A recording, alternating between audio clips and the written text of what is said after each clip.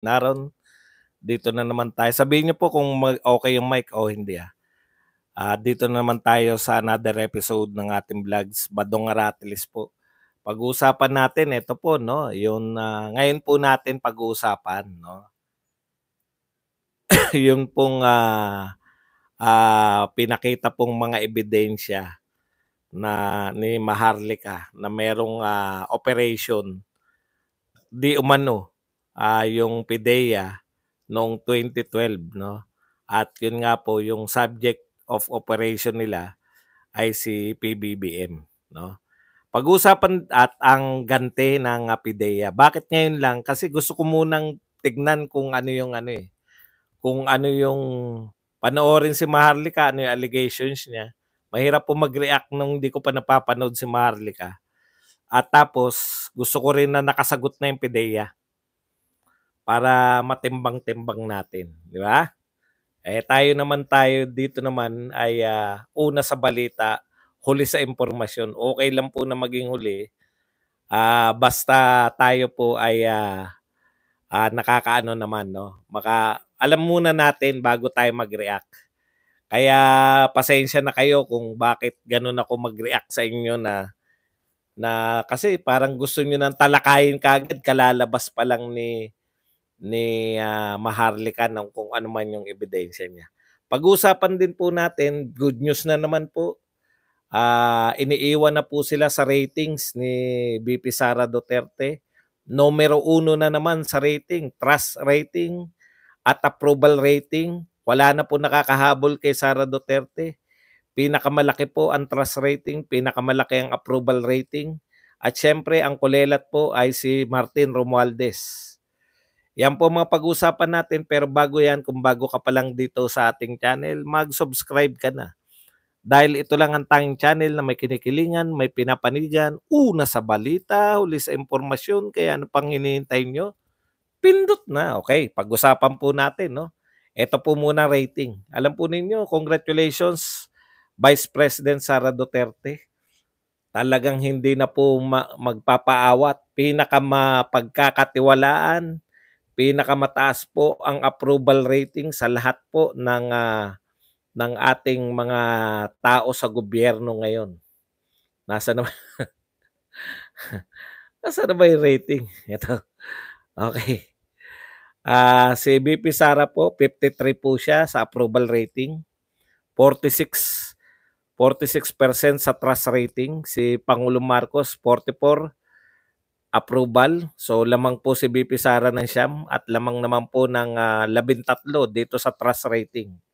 So unti-unti po nawawalan ng trust kay Pangulong Marcos sa mga mamamayang Pilipino.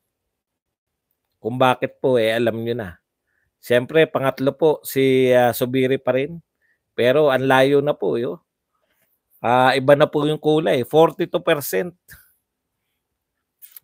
ay ang kanyang approval rating. 29 na lang po ang kanyang trust rating. At pang-apat ay si Sigismundo Alexander, Supreme Court Justice po. 29% approval. Ito po, traditionally, ang pinakakulelat kasi siya lang po hindi politiko eh. Pero breaking all the records po, ang pinakakulelat po sa lahat, si Martin Romualdez, 25 approval rating, 25%, trust rating 18%. Ngayon, magtataka po kayo, bakit po patuloy na binabasura po ng mamamayang Pilipino yung tsa-tsa? Depende nga po sa nangangampanya. Yung nangangampanya po, binabasura. No? Alam naman ng lahat ng Pilipino na may gusto ng tsa-tsa, charter change, ay ang mga House of Representatives. Yung po ang kanilang speaker. Actually, ang binabasura po ng mamamayang Pilipino, hindi lang po makahalata, ay yung liderato mismo ng Kamara de Representante na pinangunahan ni Speaker Martin Romualdez. Pinakakulelat, ang layo niya po kay Sara Duterte. Wala po sa kalahati yung approval rating. 53 si Sara, siya 25. Wala rin po sa kalahati, lalo nang walang kalahati yung trust rating, walang tiwala, 18% lang. Paano maniniwala yung tao na may kahihinatnan niyang tiyatya? Kung yung mismong nangunguna ay hindi pinagtitiwalaan, talagang 88% po ayaw ng tiyatya dahil sa inyong mga proponents. Kita nyo, no? Kahit sabi nga po ni Manong J. Sonsa, manghiram lang po tayo. Hiramin po natin sinabi ni Manong J. After spending so much time, tons of monies, and image building efforts and PR and spin moves, Speaker Ferdinand Romualdez is now at the bottom of the approval and trust ratings among our top 5 officials in the Philippines. Higit na mataas na ngayon ang marka ng chip. Yan, kita nyo naman. Kahit na po talagang anong gawin ninyo, no? Wala po talaga. Kahit na gastusan ninyo, lalo po kayong lumulubog. Parang si Risa Ontiveros yan. Kahit na anong atake kay Sara Duterte, sa mga Duterte, lalo kayo nangangamote. Simple lang po yan. Simple lang po yan kung bakit. Ano po ang ibig sabihin? Ang ibig sabihin po niyan, no? Yung sinisiraan yung mga Duterte, mahal ng mga tao. Yan po yun. Ganun lang po kasimple yun. Kaya po lahat na naninira sa mga Duterte, lagapak po sa rating. Okay, punta na po tayo rito sa mainit na to, no? Pinagbintangan po ni Maharlika. Huwag na tayo magpatumpik-tumpik. May ebidensya pong pinapakita si Maharlika na PIDEA order para sa trabahuhin, no, yung reklamo na isa raw unit sa Rockwell. Tama, no? Kung di ako nagkakamali, Rockwell, alam niyo, big time na ano yan, parang dyan sa Makati, no? Ay ayon sa reklamo nung 2012, panahon po ni Pinoy ito, hindi po panahon to ni Duterte. 2012 po ay panahon po ng ni Pinoy. Ayon po kay Maharlika, pinapakita niya po yung ebidensyang hawak niya galing daw po di umano sa PIDEA. Meron nga po, no? Okay. So, kino-corroborate. Sabi, ayon pa kay Maharlika, iyon po ay pinatutunayan ng hawak-hawak ng ebidensya yung paratang ni Pangulong Duterte doon sa may maisog rally, no? Pinaparatangan niya na nga na gumagamit, merong PIDEA, nakita niya yung PIDEA report. So, pinatotohanan ni Maharlika. Okay. Thank you very much muna kay Joby Music na nagbigay po sa atin ng 9 MYR. Kung ano man yung MYR, yan po. Okay. Ngayon, naglabas po ng pahayag para po maging fair lang po tayo, no? Naglabas po ng pahayag itong PIDEA. Basahin po natin. Alam na natin istorya ni Maharlika, di ba? Basahin po natin yung PIDEA. Tapos nagulat po ako sa reaction po ng mga Duterte supporters. Okay, ito po ang sinabi ng PIDEA. PIDEA debunks fake operational documents. Okay. The Philippine Drug Enforcement Agency or PIDEA debunks the false operation documents currently in circulation. Okay lang po yung mic natin Pumalag lang po kayo kung hindi debunks the false operation documents currently in circulation in social media. 2 pictures of documents were posted online, an authority to operate, and a pre-operation report, both dated March 11, 2012. PIDEA ran a check through its plans and operations reports management information system or PORMIS and found that no such operation was logged on said date. A critical feature of the PORMIS is that one cannot insert or tamper with recorded operations. All pre-operations documents are serialized and recorded in the database. This ensures the system's integrity and negates any doubt on the data the system contains. Diba? In an age where artificial intelligence can generate realistic, tignan niyo po yung sinunod nila. So dinidebunk niya, ang pinapakita pa lang po ni Maharlika, dokumento pa lang po. So sabi ng PIDEA, fake yan, fake, sa madaling salita.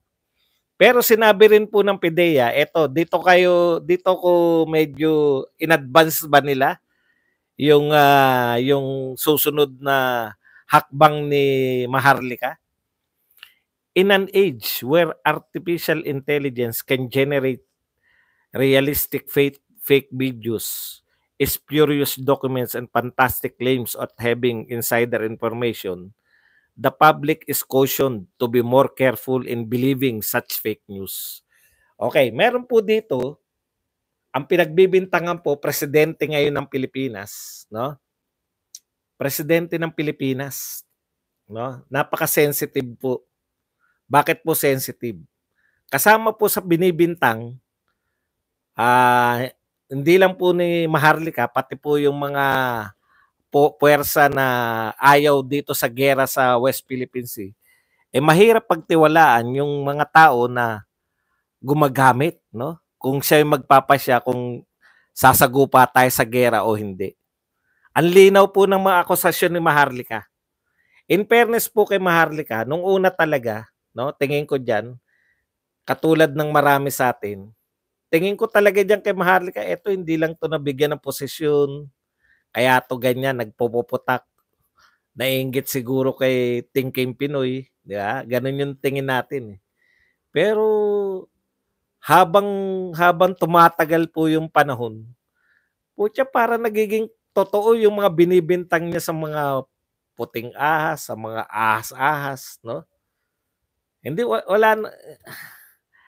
Hindi ako completely sold, pero ang dami po sa sinasabi ni Maharlika, parang totoo eh. Di ba? Nagiging katotohanan kahit perception lang natin. Anyways, binintang po yan ni Maharlika. Ito po ay hindi po simpleng bintang, no? Sa isang simpleng tao. Hindi po ito po pwedeng yung attitude ng gobyerno na lilipas din yan. Hindi po lilipas eh. Ito ngayon ang katakataka. Yung reaction po ng mga DDS. Kasi ako, hindi ko pa nababasa yung kung ano yung reaction ng mga Duterte supporter. Sabi ko, mas maganda siguro kung mas matindi yung gagawin yung action kay Maharlika. Ipatawag sa hearing o kaya kasuhan, di ba? Kasi para maraman natin totoo. Bago ko ituloy yung point. Ganun yung nakikita ko, putya, malala na to. Kung yung mga kung yung mga sex offender di umano na katulad ni Kibuloy, ang sinasaktan lang o ang di umano'y biktima ay mga ano lang, no? Ay mga anong tawag dito? Mga tao personal lang po, 'di ba? Yung mga kababaihan, di umano yung biktima. Hindi po buong bayan. Ito po buong bayan po tong binibintang ni Maharlika eh. Bakit po buong bayan? Presidente po siya ng Pilipinas. Hindi po kayo pwedeng kung yung si Apollo Kibuloy hindi nyo tinantanan eh. Na hindi kayo nagsagawa ng congressional hearing eh. 'Di ba? Bakit to si Maharlika hindi po natin usisain kung tama o hindi ang kanyang sinasabi? No? Sari-sari na bintang sa akin, bayaran na raw ako ni Bangag. Makinig kasi kayo. Papunta tayo diyan eh. Papunta tayo diyan. Okay. Yan po yung pananaw ko. Antindi talaga, no? Antindi ng ano eh, no? Okay. Ito po, yung pananaw ko, bakit palalampasin si Maharlika kung sinasabi niyong fake news? Eh, delikado yan. Ang dami napapaniwala ni Maharlika. Di ba? Bakit siya kinakailangan palampasin ng mga maiingay sa Kongreso? Bakit mo pinalalampas Risa Ontiveros? Bakit mo pinalalampas Franz Castro? Bakit mo pinalalampas si Raul Manuel? Hindi ba? Kung yun nga, ang apektado lang yung grupo ng kababaihan na di umano'y hinalay ni Apollo Kibuloy, hindi nyo tinantanan si Apollo Kibuloy. Bakit si Maharlika damay-damay buong Pilipinas? Hindi nyo, wala kayong balak alamin kung totoo ang sinasabi niya? No? Tapos nabasa ko yung sila Crescent Chu, tapos yung iba pang DDS. Basahin po natin yung gusto rin nilang mangyari. 'Di ba? Para mapatunayan nyo po na fake news, isalang nyo si Maharlika. Suriin nyo yung dokumento niya. Dami pong magagaling sa inyo, magagrandstanding. Sabihin nyo kay Maharlika, tulpo, umatin ka, sabihin mo, teka muna, huwag ka muna magsalta. Mag-walk out ka. Mamaya na po yung bayaran ako ni Bangag. Kulang kayo. Kapit muna kayo dyan. Baka naman na kapit lilipad.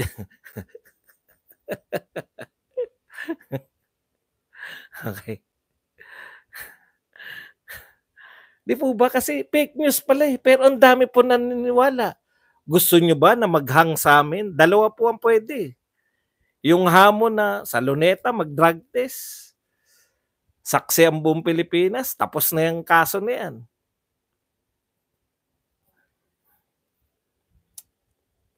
Okay. Basa po tayo ng mga sinabi po ng ng mga Duterte supporters. Siguro naman kilala nyo na to.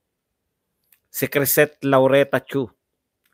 Dear Pidea, ito sinabi ni Dear Pidea, Maharlika's claim that the documents with her are real isn't just libel. Hindi po libel yan. It's fraud. Puta, mas malala pa, no? Fraud. Sabi ni Crisette Laureta Chu. To fake a PDEA document is fraud. Mas malala sa libel yun. No, yung fraud. Pamimeke na ng opisyal na dokumento ng PDEA, ng pamahalaan. That's a government agency documents you're faking. And yet, your statements are tepid and weak. We warn citizens not to easily believe in fake news in social media. Really? Your legitimacy and credibility will suffer if you don't find a way to make her accountable. Sue her or you lose credibility. Tataka ka, no? Duterte supporter na nanawagan na idemanda si Maharlika. Bakit kaya? Bakit nagsasabi tong mga to na idemanda si Maharlika? Eto pa, PDEA deal, binibining Maharlika para magkaalaman na. Correct. Ako naniniwala ako dun eh. Bakit hindi nyo po ireklamo si Maharlika? Sampahan natin. Alam nyo po, naalala ko, no? Minsan yung mga minsan po, yun pong mga nagsasabi lang sa airport ng, oy, may bomba akong dala. Puta, kulong kagad yun. Bawal ang bomb joke. Kahit alam mong joke, bawal ang bomb joke. Mahigpit tayo. Bakit po? Bakit po ba tayo mahigpit sa bomb joke?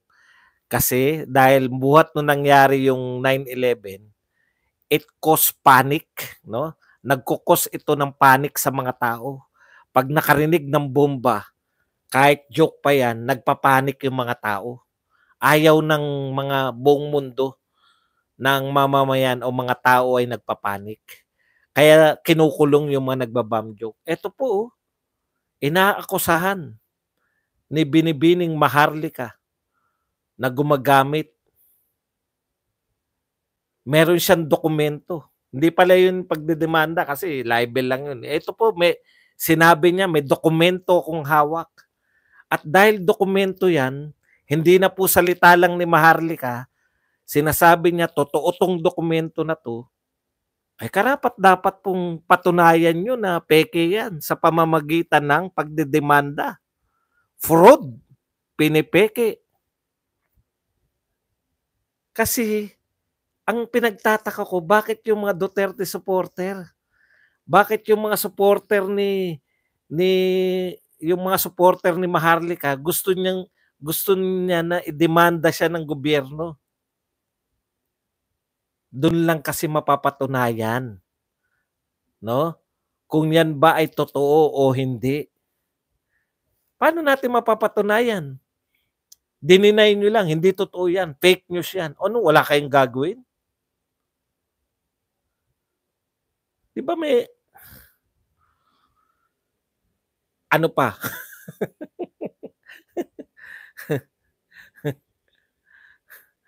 Asan pa rito? Marami.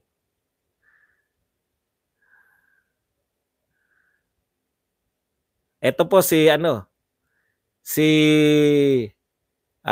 DILG Secretary.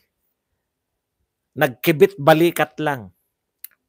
Ipinagkibit balikat lang ni Interior Secretary Benhur Abalos ang paglitaw ng dokumento mula sa PIDEA na nag-ugnay kay Pangulong Bongbong Marcos bilang target operation noong 2012. Kibit balikat lang, sabihin nyo lang, fake news yan. Sana all. Sana wala nang mademanda talaga ng mga naninira. Kasi takang-taka po ako sa inyo, direkta sinasabi, eto. Hindi na nga po ito si I.M. Jonix, doon ako nagtataka sa inyo Alam nyo, dapat kayo nanawagan, yung mga pro-BBM, no? Hindi ba dapat kayo yung nananawagan na magpa-imbestiga sa Kongreso kung si Maharlika ba ay karapat dapat paniwalaan o hindi? Bakit hindi nyo ipatawag sa Senado? Or sampahan ng kaso? Bakit po hindi? Bakit po yung mga Duterte nananawagan na sampahan ng kaso sana si Maharlika? Kasi gusto namin Gusto naming, hindi makasuhan, gusto naming malaman ang katotohanan. Dininay nyo lang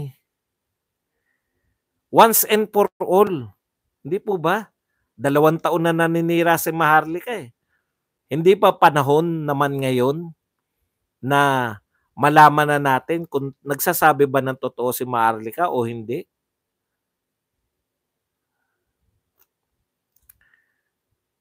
Nilabasan nga kayo ng dokumento, Jonix Nilabasan nga kayo ng dokumento, sinabi nyo fake news lang Ano sasabihin nyo? Babasahin ko sa yung sinabi ng PIDEA, Jonix Maganda yan. Kita nyo maganda may mga sumasagot. Umahaba yung natin Nakalimutan ko na to. Salamat sa pagpapaalala, Jonix Nasagot na rin kagad ng PIDEA, naunahan na. Kung maglalabas man ng video, naunahan na. Alam mo kung bakit?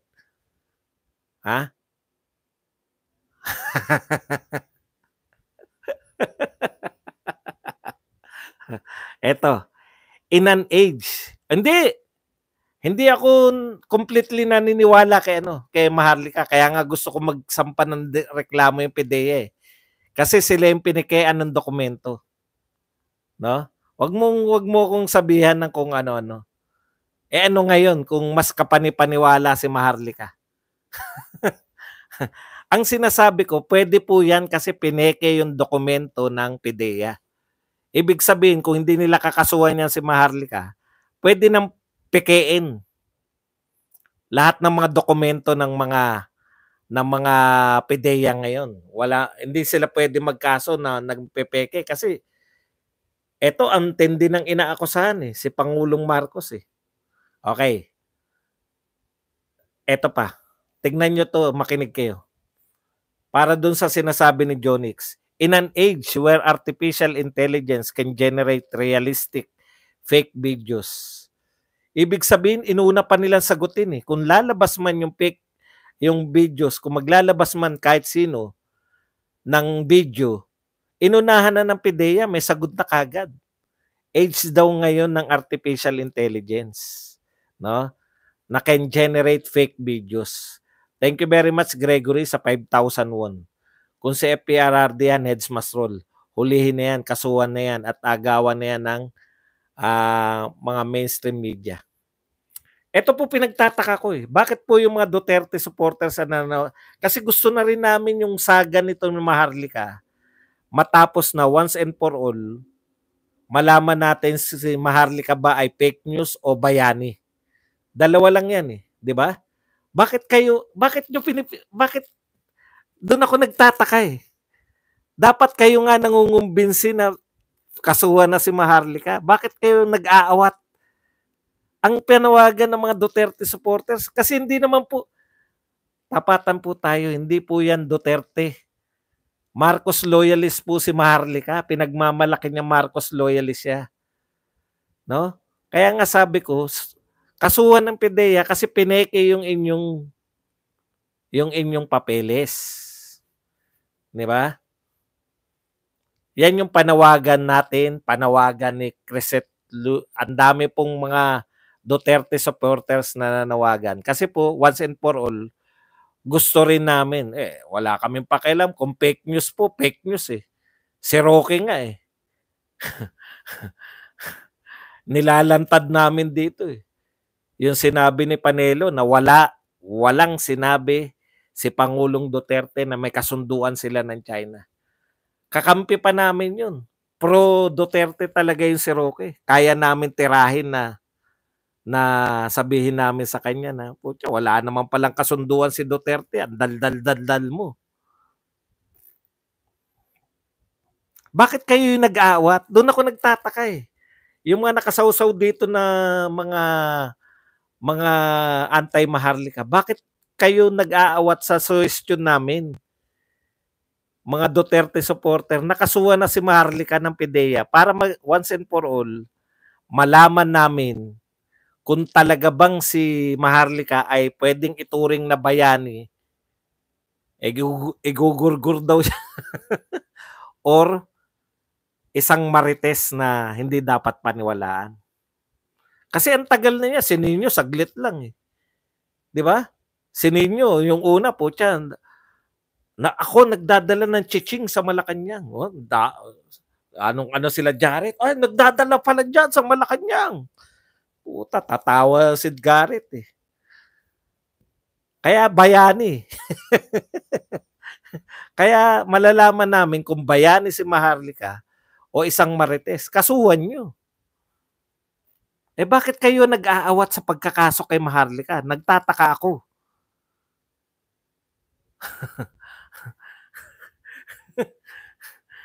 Kaming mga Duterte, gusto namin kasuhan nyo.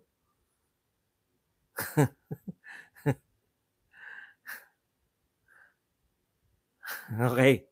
Punta na po tayo rito sa balikan ko lang yan, yung inunahan na tayo ng PIDEA na kung magpalabas man ng inuna pa nila, in age where artificial intelligence can generate realistic fake videos. Alam niyo po, sabi naman sa inyo, mapagsubaybay ako noon pa sa Senate hearing. Nagkaroon po ng Senate hearing noon, yung panahon po nung Hello Garci, naalala niyo Hello Garci? May naglabas po ng tape, alam mong pineke. Yung iba raw ang kausap ni ni parang iba yung pinag-uusapan ni Gloria Macapagal, pero alam mong peke, yung kasi magkaiba yung wavelength ng ng usapan.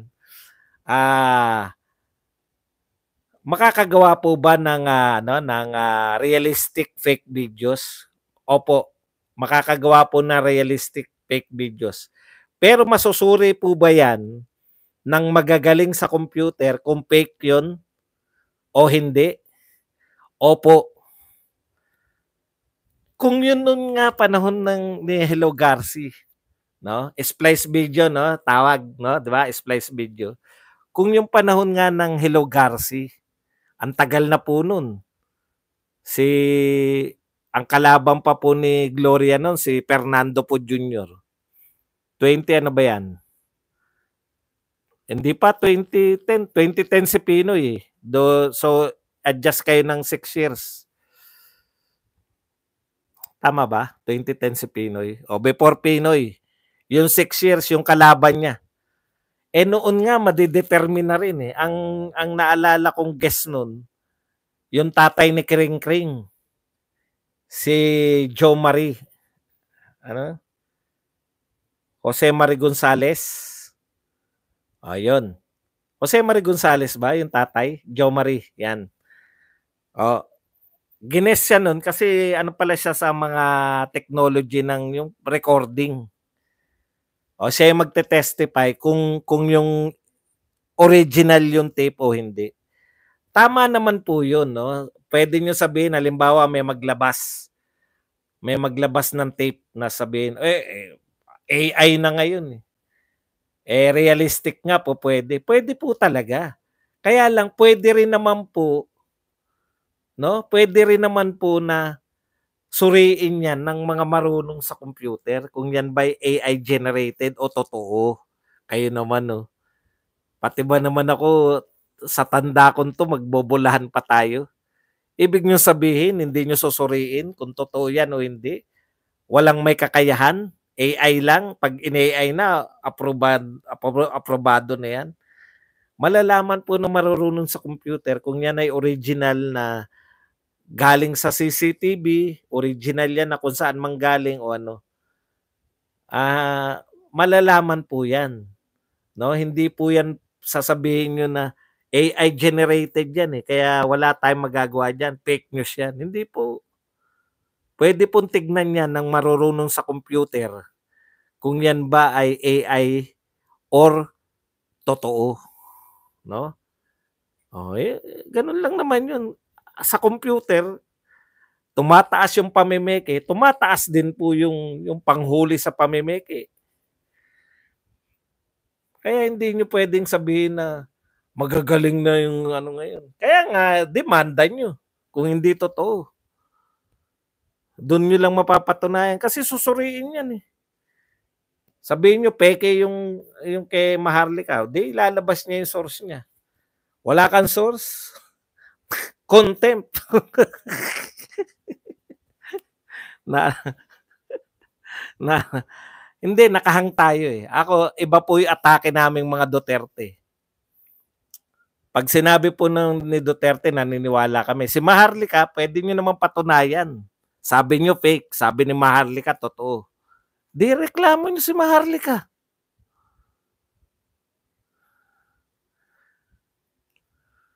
Sampahan nyo ng kaso. Magpapaliwanag siya kung paano niya na-acquire yun.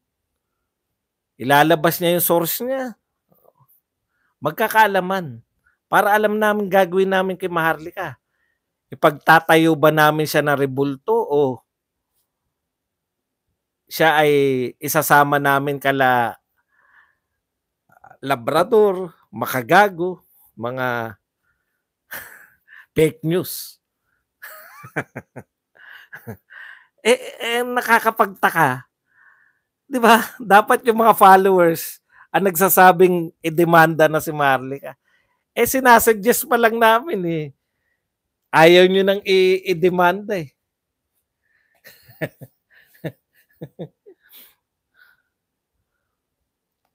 Ako ba tinatanong mo? Gusto ko nga magreklamo yung PDEA. Kasi hindi po ako expert kung peke o hindi. Kau naman. Kailan ako nagmarunong? Hindi po ako nagmamarunong. Sa politika, pagsusuri sa politika, magmamarunong ako. Pero yung sasabihin ko kung fake o totoo yung isang dokumento, ano ko, bali? Hindi ko po expertise yan. Ang expertise ko po magsuri ng politika.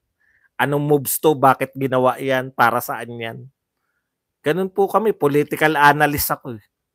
Di lang ako kilalang political analyst. Konti lang nakakaalam. 3 lang.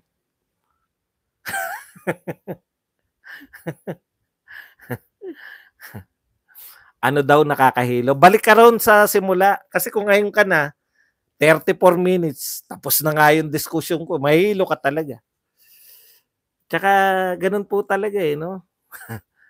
Opo, sinasuggest po ng mga Duterte supporters na magdemanda po itong PDEA kasi pineke po ang akusasyon nila fake po yung nilalabas ni Maharlika.